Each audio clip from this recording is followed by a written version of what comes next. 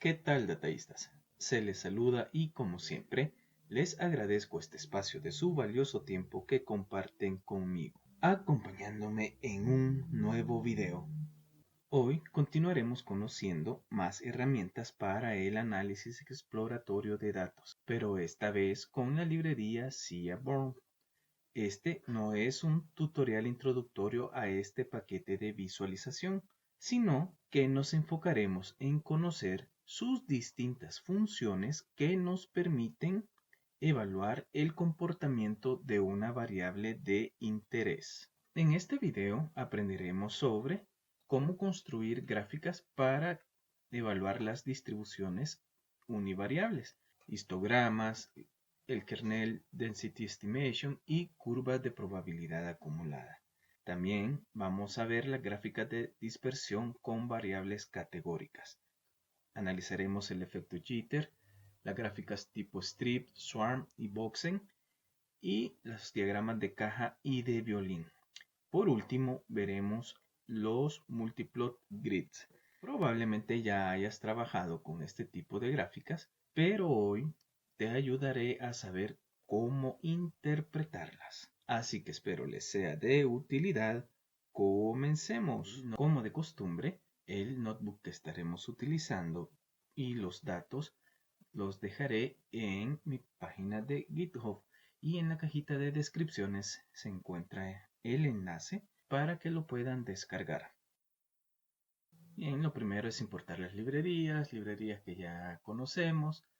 Las librerías que nos van a servir para realizar las gráficas son estas dos. La librería Matplotlib es la librería principal que se utiliza para realizar gráficos en Python. Creo que ha de ser la más popular de las librerías. Y la librería Seaborn vendría a ser una máscara Matplotlib que se especializa en hacer gráficos estadísticos. Bien, cargamos los datos. Son datos que ya conocemos de antemano. Ahora sí, comencemos ya con lo que hemos venido. Gráficas para distribuciones univariables. Lo que significa es conocer las distribuciones de una sola variable. Quizás el gráfico más conocido de todos ellos es el histograma. Para crear el histograma únicamente necesitamos esta función. Sí, con estas opciones que se están mostrando. Bins, como ya se sabrá, es el número de las secciones en las cuales se divide el histograma. Al poner KDE igual falso, lo que nos aseguramos es que no se dibuje la curva del kernel density estimation. Y RUC igual a verdadero sirve para dibujar estas estrías que aparecen acá abajo del histograma. Estas estrías nos ayudan a ver qué tan concentrados o qué tan dispersos están nuestros datos. Por ejemplo, acá cuando vemos que está bien dispersas estas estrías, lo que significa que hay una baja concentración de datos en este rango, al igual que este otro, aunque acá la concentración es menor, aquí es un tanto mayor, y donde aparece bastante tupido significa que hay bastante concentración. Aquí con estas arruguitas debemos de tener cuidado porque puede ser que la altura de las mismas nos haga perder algo de información del histograma. ¿Sí? Así por ejemplo acá no se puede ver bien esta cola de acá ni esta cola de acá. Vamos a poner como falso. Sí, ahora sí la logramos observar. Y este bins, como decíamos, sí, el número de secciones. Si lo ponemos demasiado pequeño, vamos a abarcar demasiados datos y vamos a perder un poco de fineza para saber cuáles son los rangos donde hay mayor concentración de información.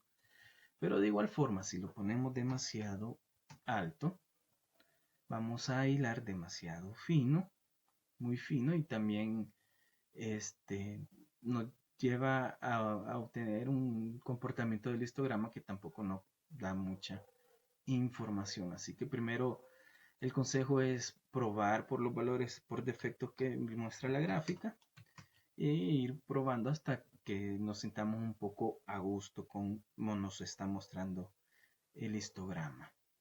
Bien, ahora vamos a pasar para obtener el kernel density estimation. Como ven, es la misma función, solo que ahora pues ponemos que el histograma es falso. Sí, es lo único cambio que tenemos, o lo único que nos debemos de asegurar, porque por defecto, como pueden ver, ya el KDE viene como verdadero. Entonces ponemos histograma falso, KDE ya está verdadero y así obtenemos la curva. La curva nos sirve, igual que el histograma, para conocer dónde están concentrada la mayor información. Acá podemos ver que en este valores, cerca de 22, es donde obtenemos la mayor concentración de datos.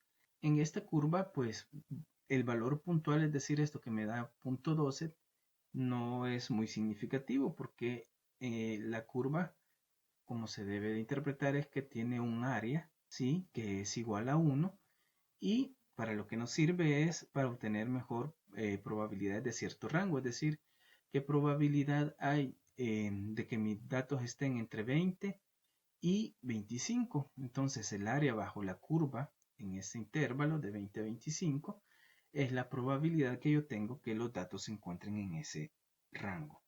Entonces, más que obtener un valor puntual de esta curva, nos permite como para tener la sensibilidad de conocer dónde están las concentraciones mayores de información. Aquí podríamos decir, tenemos una concentración en este rango, en este otro rango que es un poco menor, tenemos otra concentración, y fuera de esos rangos, pues ya es muy poco los datos que tenemos. El distplot, es una de las funciones que tiene. Como vamos a ver a lo largo de este video, hay varias funciones para obtener una misma curva. Pero también podemos obtener la curva del KDE a través de esta función, KDE plot. Aquí veremos en este ejemplo cómo afecta el parámetro BW. Este parámetro lo que hace es pues ver qué tan finito se dibuja el comportamiento de la curva. La curva azul es con el ancho de banda por defecto, la anaranjada es con un ancho de banda de 0.2 y la verde es con un valor de 2. Si ponemos un ancho de banda demasiado fino, es como si pusiéramos en el histograma un número de bits demasiado alto, y la curva se trata de sobreajustar a los datos. Lo contrario, cuando ponemos un ancho de banda demasiado grande, que equivale a poner un número de bits muy pequeños, lo que sucede es que la curva agarra demasiada información y pues se pierde sensibilidad de los datos. Si queremos dibujar KDE y el histograma juntos, es muy fácil, simplemente esta es la opción. Ya sabemos que por defecto dibuja el KDE y el histograma, entonces es lo único que tenemos que hacer, ¿verdad? Ahora vamos con la curva de probabilidad acumulada. Como pueden ver, es la misma función KDE plot, con la única diferencia que este parámetro lo ponemos como verdadero, y de esa forma obtenemos la curva de probabilidad acumulada. Acá esta curva, la forma de interpretarla es, yo vengo y quiero ver la temperatura de 25 grados. Para los 25 grados me voy para acá y me dice que es 0.6.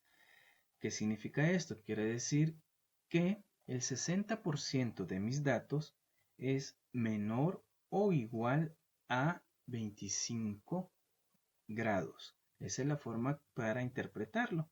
Y aquí, que me voy a 35 y está en 1, quiere decir que el 100% de mis datos es menor o igual a 35 grados. De esta manera se utiliza la curva y así esa es la información que nos proporciona. En el caso que queramos dibujar varias curvas, que yo sé que la temperatura es diferente a lo largo de los meses, aquí lo que vamos a hacer es construir una curva o lo que hemos hecho, mejor dicho, es construir una curva para cada uno de estos 4 meses. Entonces esta es la forma. Aquí a través de un lazo for, lo único que hago es pasar por a cada uno de estos meses que estoy definiendo, la misma función que hemos observado, y lo único que hace es para cada uno de los meses crea una curva y la pone en una sola gráfica, y de esta manera obtenemos una curva de probabilidad acumulada para cada uno de esos meses y podemos ver que la temperatura se comporta distinto. Aquí podríamos decir, ¿sí?, para este mes que es marzo, porque está más a la derecha, que tiene valores de temperatura casi siempre mayores que el resto de los meses que estamos observando. Y en el caso de diciembre, que es la curva roja, que es el que está más hacia la izquierda, pues lo contrario, es el mes que tiene valores menores de temperatura. Así podemos hacer las conclusiones para cada uno de los meses que estamos observando. Pues también es posible obtener el histograma y la curva de probabilidad acumulada en una sola gráfica. Para realizar esto, necesitamos hacer uso de la función distplot. Como ya sabemos, sus opciones por defecto son que el histograma y el KDE se dibujan, y lo único que tenemos que hacer es modificar algunas variables, ¿sí? Para el KDE le ponemos que sea acumulativo, igual al histograma le ponemos acumulativo, ¿sí? Y así obtenemos el histograma y la curva de probabilidad acumulada en una sola gráfica.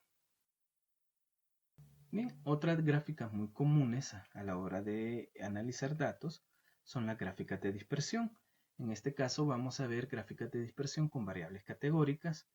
La función por defecto para trabajar con variables categóricas es catplot, y aquí vamos a graficar los valores de la temperatura para cada uno de los meses, y vamos a poner que el efecto jitter igual a... El efecto jitter lo que hace es, de forma aleatoria, modificar un poco el ancho de estas gráficas, ¿sí?, para dar un efecto o para visualizar un poco la concentración de datos que hay.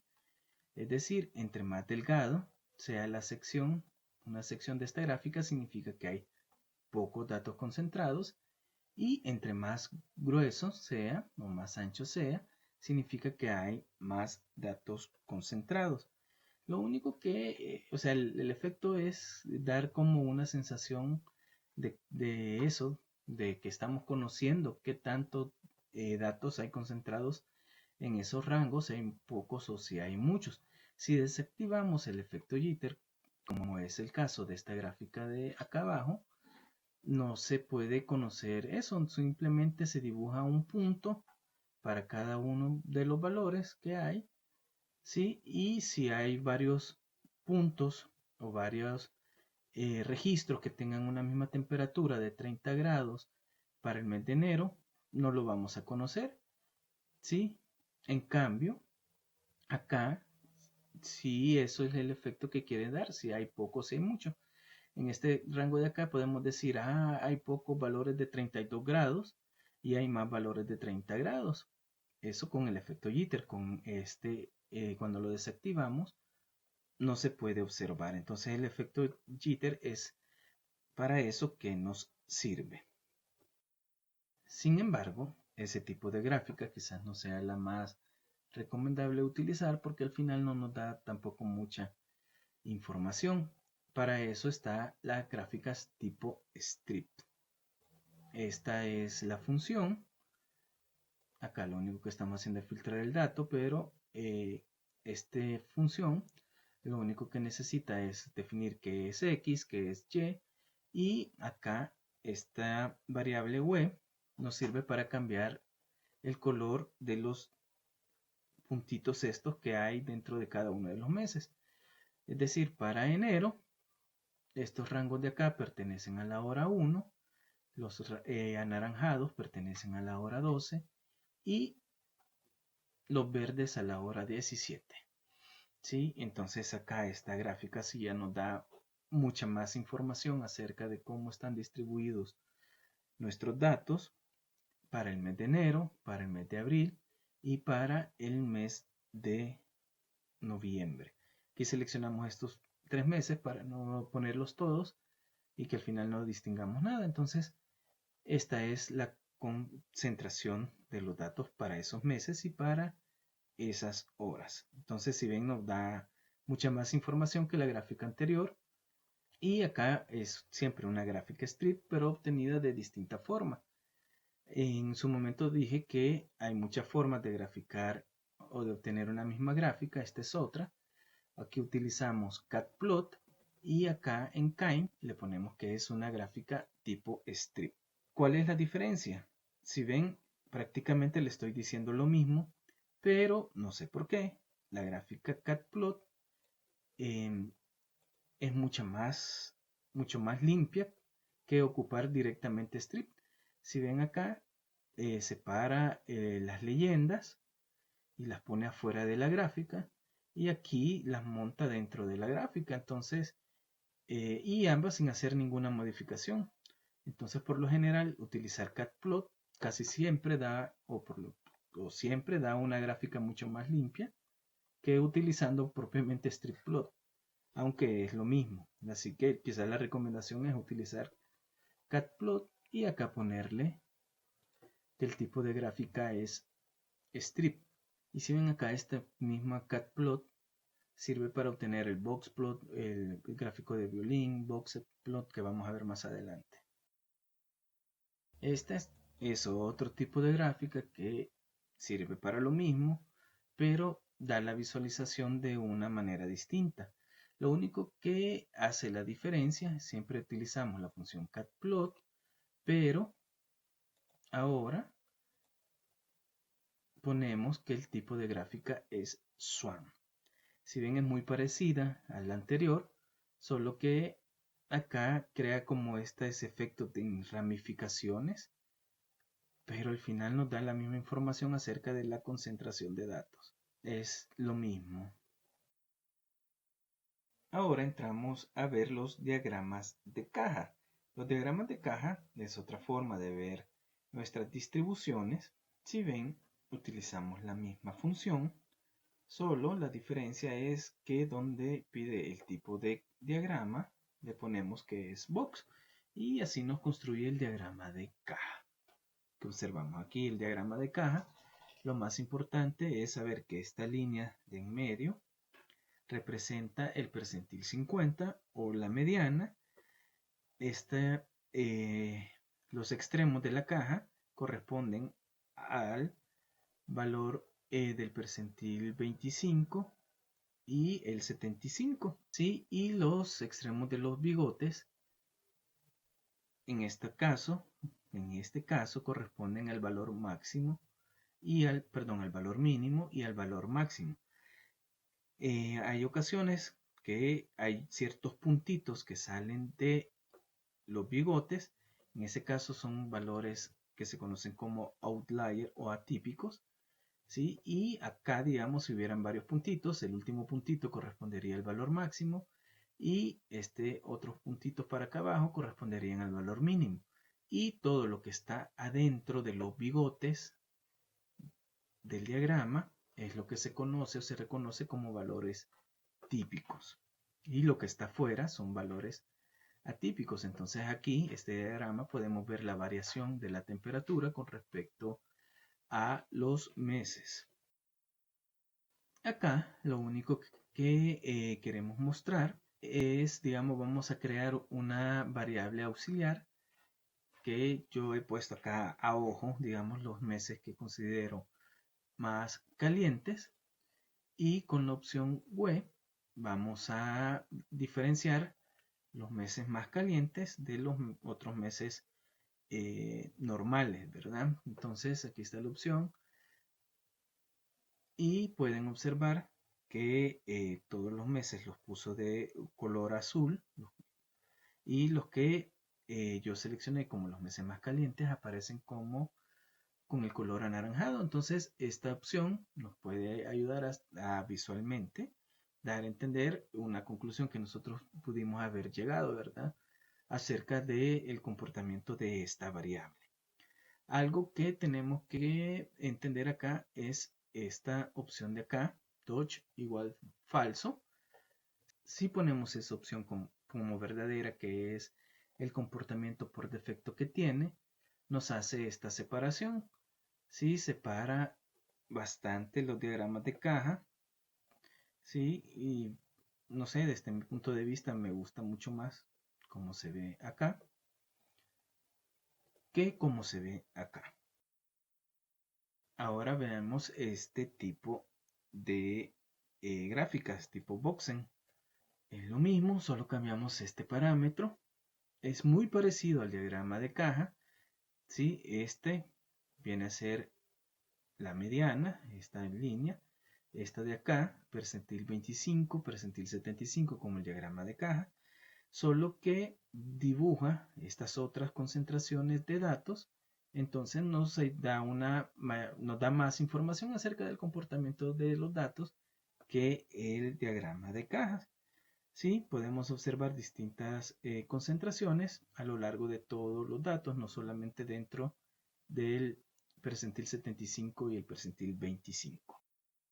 Y este es pues mi favorito, el diagrama de violín. ¿Por qué me agrada a mí?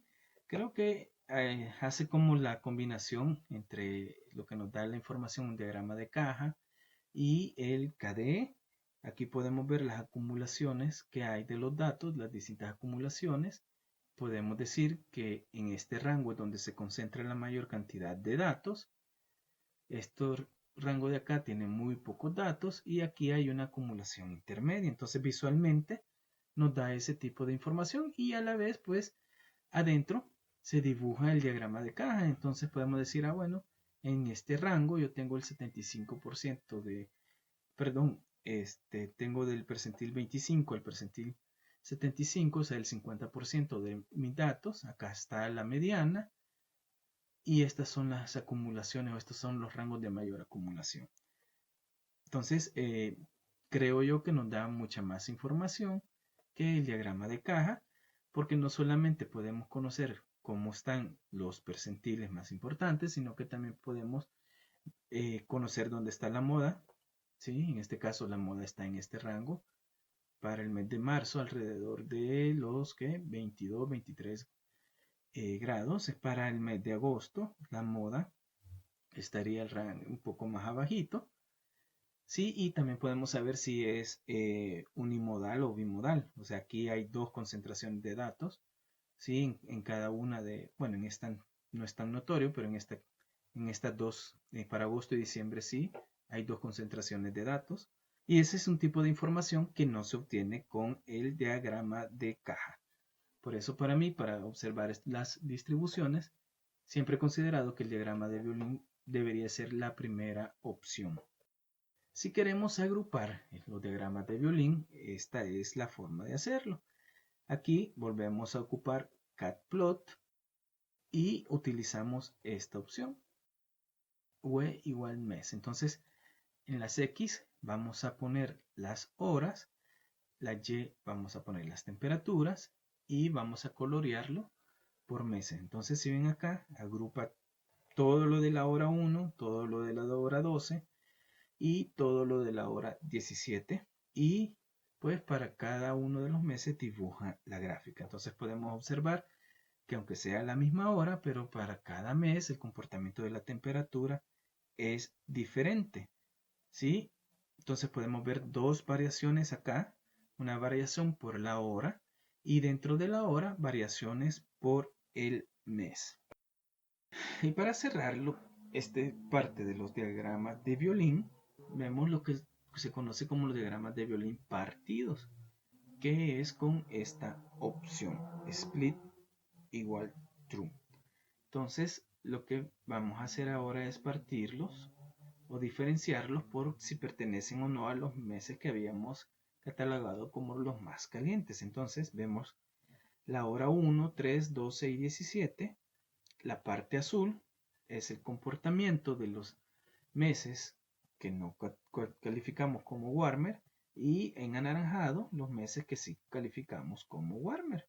Entonces podemos ver para la hora 1 que los meses que están catalogados como Warmer están levemente más arriba que los datos no catalogados como Warmer. Y el diagrama de caja que dibuja acá sí es de todos los datos. Entonces, lo mismo acá. Para el resto de los meses se ve que hay como una sola moda. Para los meses catalogados como Warmer hay dos valores que se repiten más, uno alrededor de 20 y otro alrededor de 23 grados. Entonces hay una diferencia entre los dos tipos de meses. Bueno, aquí es mucho más notoria, ¿verdad? En estas 2 horas, las 12 y 10. Entonces, este tipo de gráficas nos permite hacer esa separación y nos permite ver las diferencias que existen entre ellos. Ahora, pues llegamos a la última parte del video, que son los multiplot grids. Lo único que queremos hacer es dibujar repetidamente un mismo gráfico. Y para eso, lo que se utiliza es, en primer lugar, construir el facet grid, ¿sí? Donde lo que tenemos que definir son las columnas que van a ser, en este caso vamos a hacer los meses, el número de columnas que vamos a tener, y esta es la altura de la gráfica, ¿sí? Que esta se obtiene un poco a prueba y error para ver cómo se obtiene una mejor visualización.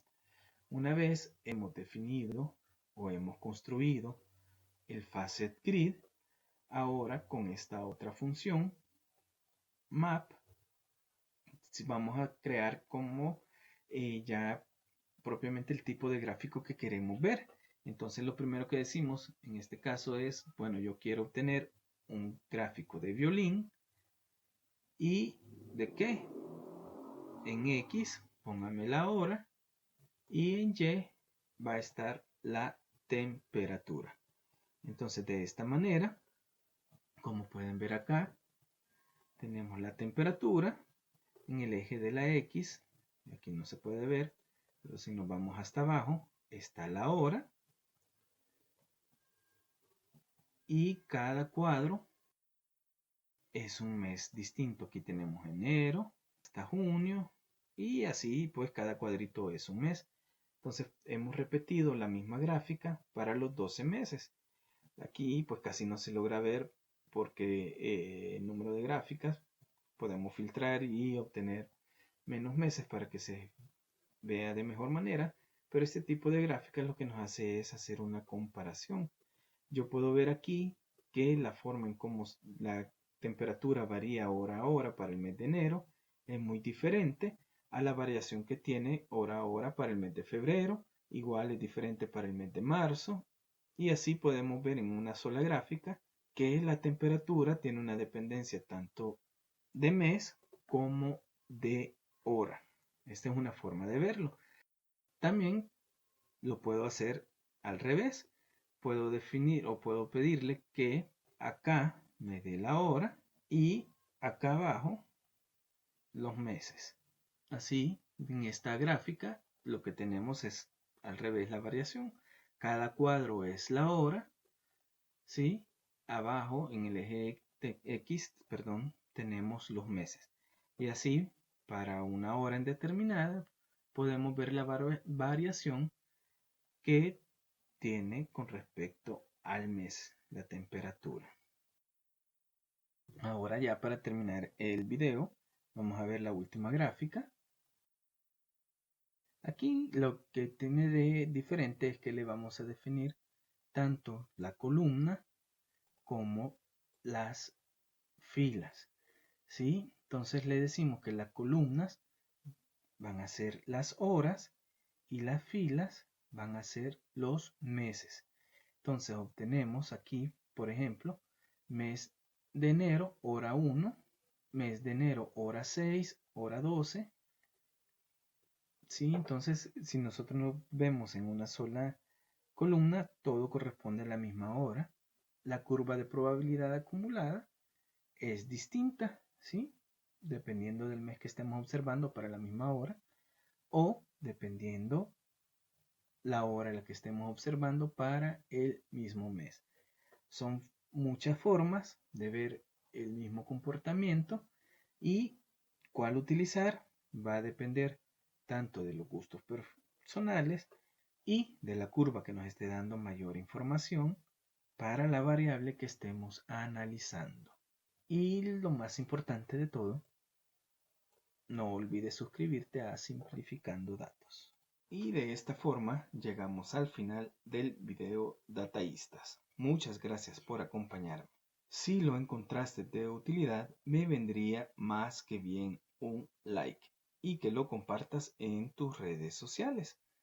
Acá te dejo mis redes sociales en las cuales comparto no solo sobre este canal, sino sobre todo mucha información relacionada con el apasionante mundo de los datos. Si no quieres perderte nuevos videos, recuerda suscribirte y activar la campanita, y así nos ayudamos mutuamente. Y recuerda, dataísta, los datos no mienten. Hasta pronto.